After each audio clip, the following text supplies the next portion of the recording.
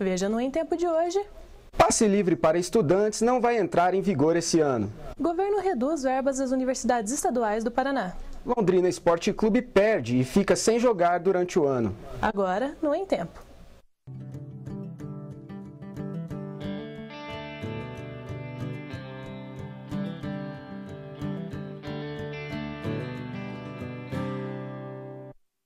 Boa noite. Boa noite. O projeto Passe Livre, anunciado no início desse ano, não vai poder entrar em vigência em 2012. O projeto beneficiaria cerca de 30 mil estudantes com passagem gratuita no transporte coletivo.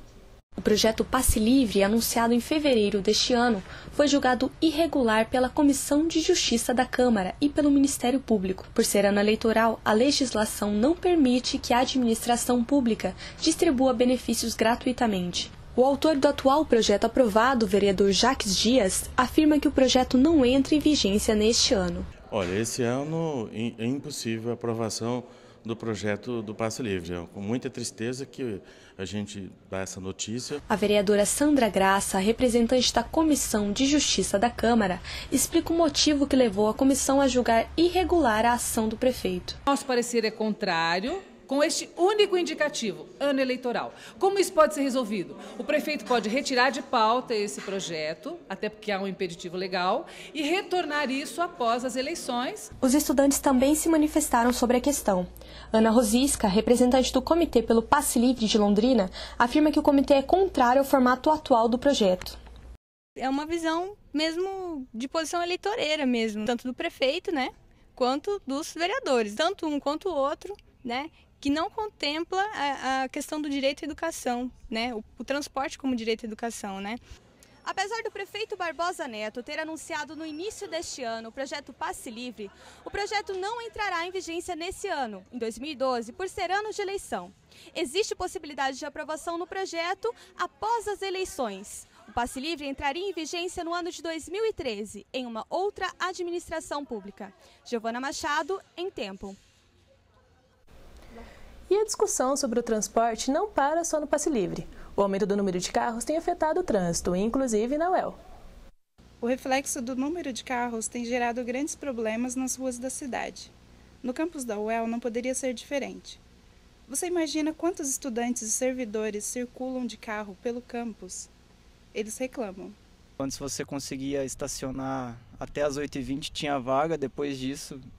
Hoje, atualmente, é bem difícil encontrar o estacionamento vazio. A gente precisa vir aqui à noite, não tem lugar para parar o carro. As pessoas, inclusive, param em esquinas, assim, fica um negócio perigoso, difícil de você virar o carro. Deveria existir um incentivo maior para que os alunos viessem com formas alternativas de locomoção aqui para a faculdade, como ônibus, bicicleta. A falta de vagas tem causado transtornos até mesmo para os que chegam a pé e de ônibus. Isso porque as vias no campus muitas vezes ficam congestionadas. Mas o maior problema tem sido encontrar uma vaga no horário de chegada. O prefeito do campus diz que existem em torno de 1.700 vagas em todo o estacionamento e que existe a possibilidade de aumento. Há uma grande preocupação nossa nesse sentido. Tanto é que nós estamos pedindo, né, solicitando à Proplan que as próximas obras que forem realizadas na universidade tenham, né, o projeto da construção do estacionamento também. Uma das questões mais discutidas é o passe livre. Se ele for aprovado, pode ajudar na solução do problema. Mas será que os estudantes estão dispostos a trocar o conforto do carro pelo sufoco do ônibus? Sim, mas não todos os dias. Eu, particularmente, não trocaria. Como nem todos podem se sacrificar para diminuir o fluxo dos veículos, o jeito é esperar que as propostas que o prefeito falou sejam colocadas em ação. Ruth Oliveira, Em Tempo. E veja a seguir, ex-secretário municipal de governo é preso por suposta oferta de propina.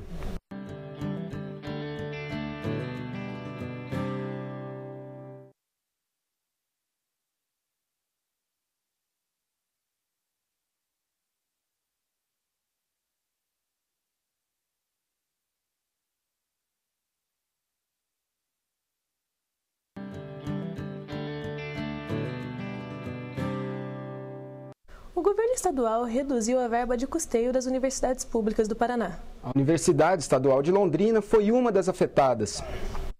A Universidade Estadual de Londrina sofreu no início deste ano um corte no orçamento da verba de custeio.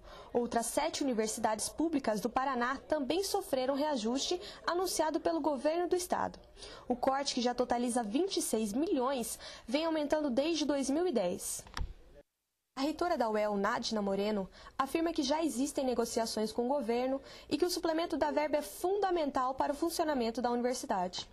Desde setembro do ano passado, nós estamos fazendo um trabalho junto com todos os reitores das IES do Paraná para que haja uma suplementação orçamentária.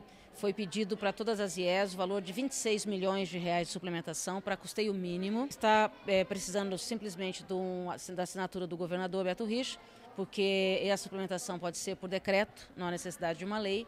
E nós já fizemos todas as negociações, estamos bastante ansiosos e bastante otimistas que isso vai ser realizado.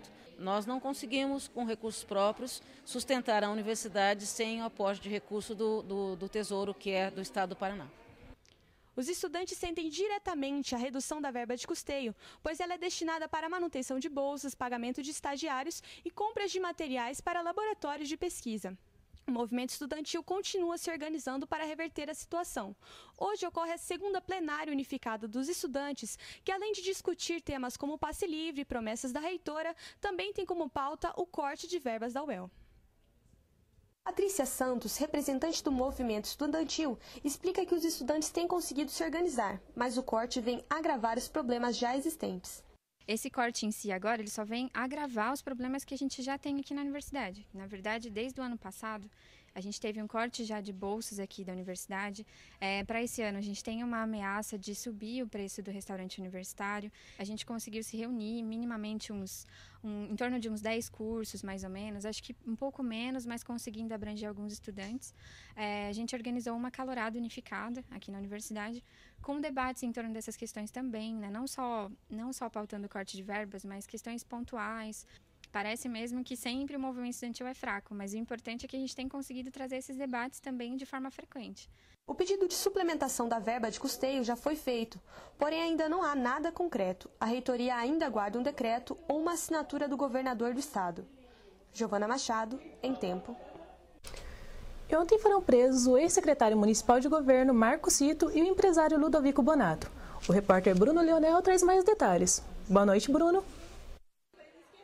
Boa noite, Andresa. A prisão do ex-secretário de governo Marco Cito, do PDT, aconteceu após o flagrante, no qual ele ofereceu R$40 mil ao vereador Amaury Cardoso, do PSDB, para que o tucano votasse contra a comissão processante na Câmara e que poderia resultar em cassação do prefeito Barbosa Neto.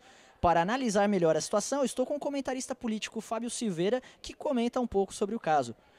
Fábio, esse já é o quarto pedido de cassação contra o prefeito de Londrina. Após a denúncia recente do suborno, ocorre algum agravamento na situação do prefeito? Sim, a situação fica agravada porque essa denúncia de que o prefeito estaria comprando votos, ela traz a opinião pública contra o prefeito. Ela aumenta a pressão da opinião pública para que esses fatos sejam apurados. Além do mais, se é verdade que o prefeito estaria comprando votos, isso significa que ele tem algum temor com relação a esse caso Centronic. Então, de uma forma geral, a oposição se aproxima ainda mais de chegar ao 13º voto, que é o mínimo necessário para abrir o processo de cassação. Fábio, Barbosa Neto declarou hoje durante uma entrevista que o Ministério Público sempre faz um certo alarde acerca das denúncias que são realizadas sobre a sua administração. Você acha que é procedente essa leitura dele sobre o caso? Acho que é um exagero do prefeito, porque na verdade a situação em si ela já é uma situação alarmante, né? A tentativa de comprar voto ela é uma situação alarmante por si só. Não precisa nem o Ministério Público nem a imprensa fazer alarde em cima disso, porque naturalmente isso aí já é motivo para alarde e para a própria população se insurgir, enfim, se inquietar com esse tipo de situação. Fábio, o prefeito Barbosa Neto afirmou também que em sua gestão não havia nenhum tipo de negociação quanto à questão de favorecimento político em troca de cargos. No entanto, hoje em uma entrevista, ele voltou atrás e afirmou que isso ocorria, embora ocorresse em menor volume dentro de sua gestão. Você acha que isso, de certa forma, abre para legitimar certas denúncias que ocorreram antes dessa questão?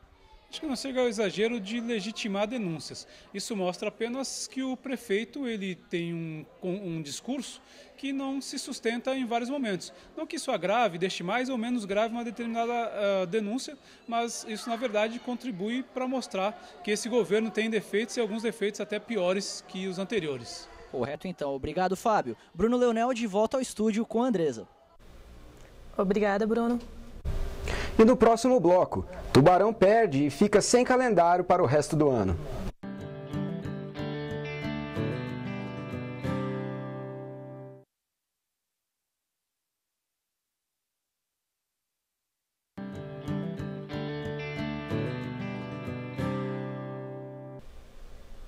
Veja agora a previsão do tempo. Quinta-feira vai ser chuvosa em Londrina. A mínima prevista é de 18 graus e a máxima 26 graus. Já na sexta, o tempo fica instável, mas a chuva volta forte e as temperaturas caem no final de semana. A mínima no sábado é de 17 graus. O Londrina deu adeus ao Campeonato Paranaense de 2012. O Tubarão agora cumpre tabela e só volta a disputar torneios no ano que vem. O jogo começa bem, o Domingão oferecia esperanças ainda. Pena que não cumpriu. O Cianorte vence por 1-0. Com resultado negativo, o Tubarão perdeu a vaga no Paranaense. O time estava invicto a 5 jogos, mas depois da partida contra o Coritiba não conseguiu mais a vitória. Mesmo empatando com o Roma, ele ainda tinha chance. A direção do time até tentou. Trocou jogadores, montou nova equipe, não deu certo. Mas o que aconteceu com o time que tinha tudo para ser líder no segundo turno do campeonato? Para Tencati, o adeus ao Paranaense foi doloroso. Alguns detalhes que realmente fugiu um pouco do nosso controle foi principalmente as contusões, né? Isso a gente não esperava, né? De jogadores importantes que vinham bem, o caso do Alexandre, Thiago Santos num determinado momento, do próprio Matias Cardácio.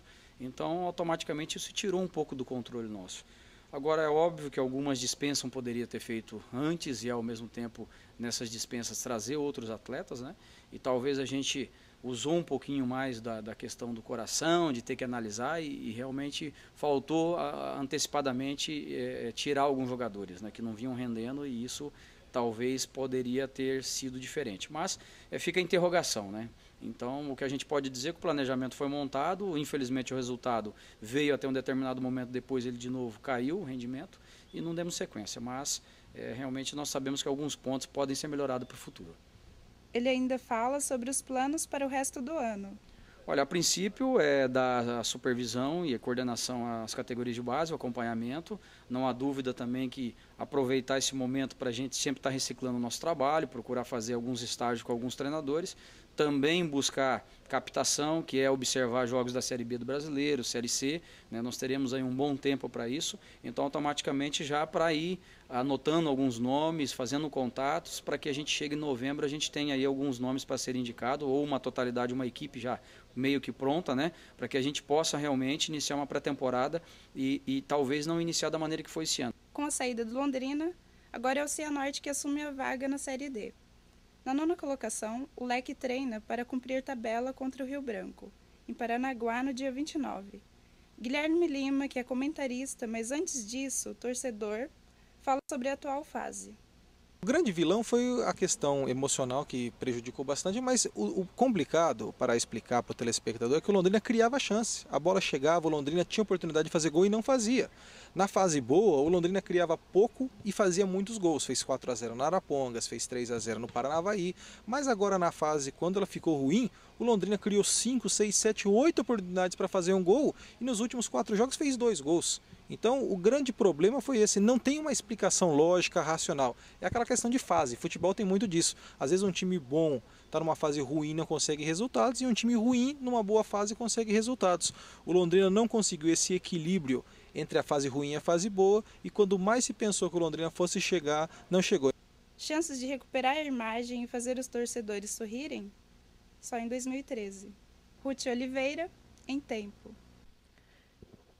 E o Em Tempo de hoje fica por aqui. Tenha uma boa noite. Boa noite.